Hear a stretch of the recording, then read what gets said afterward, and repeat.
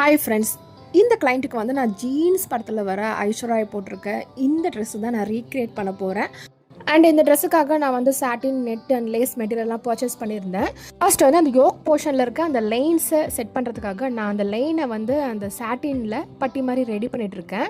And இதில் sleeveless, but ஆனால் sleeve கேட்டிருந்தாங்க. அதனால் அந்த ஸ்லீவ்லேயும் நம்ம வந்து அந்த லைன் வர மாதிரி செட் பண்ண போகிறோம்.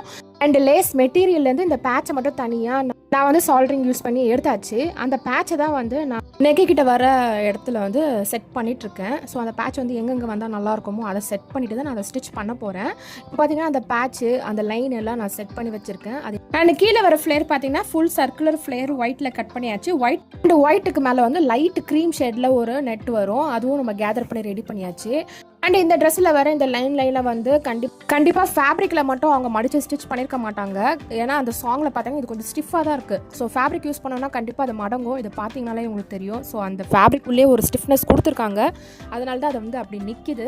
அண்ட் அதை தான் நான் ஒரு ஸ்டிஃப்னஸ்க்காக நான் போனிங் தான் உள்ளே கொடுத்து அதை வந்து நான் செட் பண்ணுறேன். மெஷர்மெண்ட் வந்து பக்காவாக மார்க் பண்ணி செட் பண்ணணும். பிகாஸ் மேலே சின்னதாகவும் கீழே பெருசாகவும் போக போக பெருசாகும். ஸோ அது மாதிரி செட் பண்ணி வச்சுருக்கேன்.